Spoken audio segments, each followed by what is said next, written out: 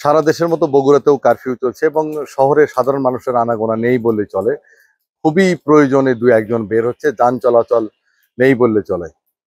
বগুড়া শহরের প্রাণ কেন্দ্র সাত মাথায় আমরা রয়েছি, যেখানে নিশ্চয়ই দর্শক ক্যামেরা চোখে দেখতে পাচ্ছেন যে বিভিন্ন সড়কের বর্তমান অবস্থা। এবং গতকাল কিন্তু এখানে বিক্ষোভ কর্মসূচি পালন করেছে সন্ধ্যা 6টা পর্যন্ত। এখানকার বিক্ষোভকারীরা ছিল, ছাত্র সহ সাধারণ জনতাও ছিল। এবং কালকের আহ, আন্দোলন কর্মসূচিকে কেন্দ্র করে দফায় দফায় সংঘর্ষের ঘটনা ঘটেছে এবং এই ঘটনায় বগুড়ায় 5 জন নিহত হওয়ার খবর আমরা পেয়েছি। এর মধ্যে একজন শিক্ষার্থী রয়েছেন, যিনি ডুবচেচিয়ায় নিহত হয়েছেন, এবং একজন শিক্ষকও নিহত হয়েছেন। এছাড়া আর 3 জনের পরিচয় আমরা জানতে পারিনি।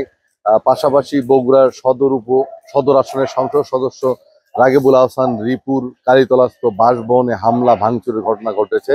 বগুড়া প্রধান ডাকঘর, বগুড়া সদর উপজেলা ভূমি অফিস সহ বিভিন্ন স্থানে কিন্তু ভাঙচুরের ঘটনা ঘটেছে বলে আমরা জানতে পেরেছি। এবং এই ঘটনায় পুলিশ প্রশাসন সহ আইন শৃঙ্খলা বাহিনীর সদস্যরা তারা সতর্ক প্রহরায় ছিল। সব মিলিয়ে এই মুহূর্তে বগুড়াই শহরের যে প্রাণকেন্দ্র সাতমাথায়, সেখানে যান চলাচল এবং সাধারণ মানুষের আনাগোনা নেই বললেই চলে। আজকেও কর্মসূচি রয়েছে বলে আমরা জানতে পেরেছি এবং সেই কর্মসূচি বিক্ষোভ মিছিল বা সমাবেশ হতে পারে, তবে সেটা কয়টাই হবে তা আমরা এখনো জানতে পারিনি।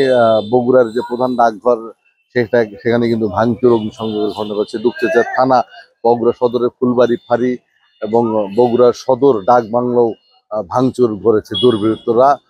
সব মিলিয়ে বগুড়ায় 5 জন নিহত হওয়ার ঘটনা ঘটেছে এবং আইন শৃঙ্খলা বাহিনী সকাল থেকে আমরা দেখেছি বিভিন্ন স্থানে তারা টহল দিচ্ছে। পুলিশ প্রশাসনের সদস্যরা সহ র্যাব, বিজিবি, আইন শৃঙ্খলা বাহিনীর সদস্য এবং আহ, সেনা সদস্যদের টহল অব্যাহত রয়েছে। সব মিলিয়ে বগুড়ায় সকাল 10টা পর্যন্ত এই ছিল আমার কাছে সর্বশেষ।